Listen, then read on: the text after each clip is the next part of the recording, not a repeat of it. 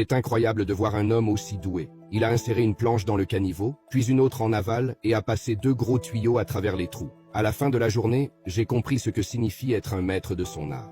Il a rempli les tuyaux entre les planches avec de la terre, laissant un espace au centre et clouant des planches de chaque côté de l'espace pour former un coffrage creusé.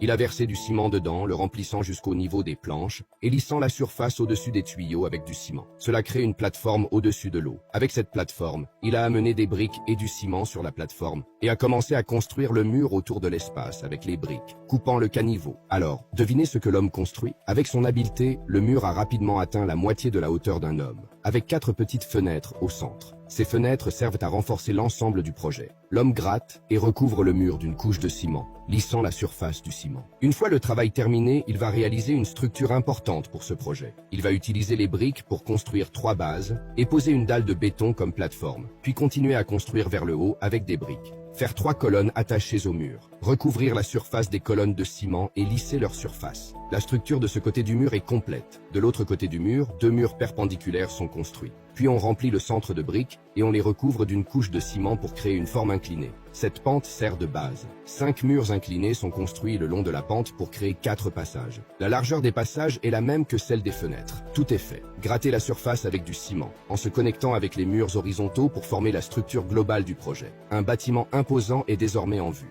Ensuite, il fixe un tuyau d'acier sur le haut du mur et pose un squelette de fil d'acier, verse une couche de ciment et lisse la surface pour élargir le pont au-dessus. Dans les fentes latérales, une pente incurvée est creusée dans la maçonnerie pour créer la forme de la rampe. Le bas de la pente est pavé de béton pour s'aligner avec les rainures, formant un canal de haut en bas. Donc, en voyant cela, je pense que vous pouvez voir ce qu'il fait. C'est exact. C'est un magnifique barrage hydraulique. L'homme va l'utiliser pour aider le village à réaliser l'irrigation. Pour résoudre le problème de l'eau pour les fermes, il a inséré des portes entre les colonnes et installé un ascenseur électrique pour bloquer les extrémités de 2 gros tuyaux, puis stocker l'eau pour l'irrigation. L'eau est stockée et les vannes sont ouvertes. Vous pouvez voir un jet d'eau jaillissant du canal. C'est tout un spectacle. Cela augmente considérablement l'efficacité de l'utilisation de l'eau.